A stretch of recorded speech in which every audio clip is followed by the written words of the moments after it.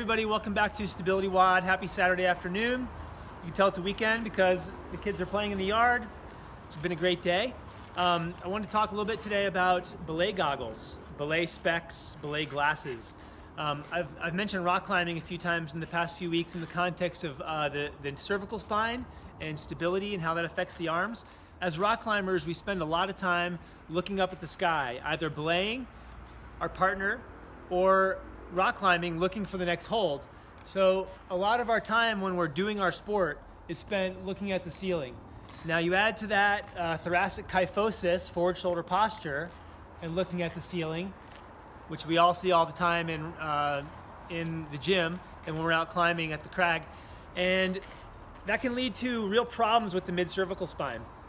I treat a lot of climbers, and the climbers that have been at it for 20 to 30 years have a lot of mid-cervical degeneration. They have a lot of rotator cuff injury, labral tears. I've seen some pretty ugly MRIs from some of the veteran rock climbers that I've treated. Fortunately, and this has been slow to get adopted, but fortunately, Belay goggles came onto the scene not too long ago. I think the reason they've been slow to get adopted is because people are suspicious that it might affect their safety, their belay safety, and maybe because they look a little silly.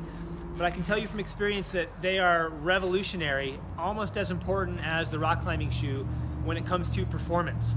I'm gonna do a session in the gym at some point so I can talk about technique using Belay goggles, because there's some nuance to learning how to use them. But once you get used to it, it's just incredible. So this is essentially just a prism that allows you to look straight forward, and while you're looking straight forward, you'll be looking up. So you can see you're looking at me, but now when you look through the Belay goggle, you're looking up at the trees. Hopefully you can see that. As a result, I can sit there while my partner's projecting and hanging and hanging and hanging for 30 minutes. I can have these things on, and I can just be belaying like this, feeding out rope, and I'm watching them really carefully. In fact, I have to be very intentional about keeping my climber in the frame of the goggles. So I almost have to stay more focused once I get used to this, and I can see them very clearly on the rock. Every move they're making, I can see when they're starting to struggle, when they're getting close to falling.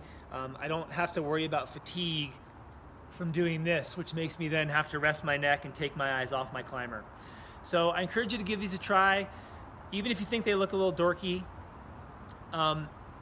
they're amazing. And as I said before, I can't stress enough, I feel like from a belay perspective, a belay safety perspective, and from a performance perspective, they're as important as climbing shoes. Thank you for tuning in to StabilityWOD today. I appreciate you following. I hope you take a second to subscribe for more helpful tips in the coming days, and I look forward to seeing you tomorrow.